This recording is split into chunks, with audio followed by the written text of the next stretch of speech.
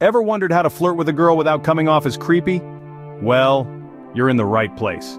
Today we're going to break down 5 tips to help you navigate the sometimes tricky world of flirting. So sit back, relax, and let's dive into it. Starting with tip number 1, be genuine. It's easy to put on a front when you're trying to impress, but authenticity is key. Show her who you really are.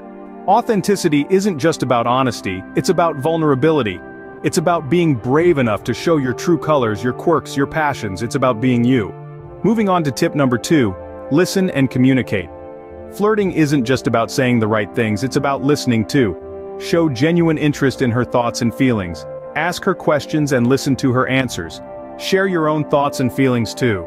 Remember, communication should be a two-way street. Next we have tip number 3, respect boundaries. We all have personal space and comfort zones. Show her that you understand and respect hers. If she needs some space or time, be understanding and give it to her. Respect isn't just about actions, it's about attitudes too. On to tip number 4, surprise her. A little bit of surprise can spice up any interaction. This doesn't mean you have to plan grand gestures or buy expensive gifts. Even a thoughtful compliment or a small, unexpected gesture can show her that you're thinking about her and that you care.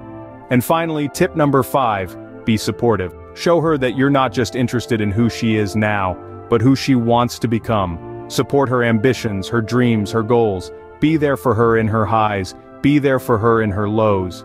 So, there you have it, 5 tips on how to flirt with a girl without coming off as creepy. Remember, be genuine, listen and communicate, respect boundaries, surprise her, and be supportive.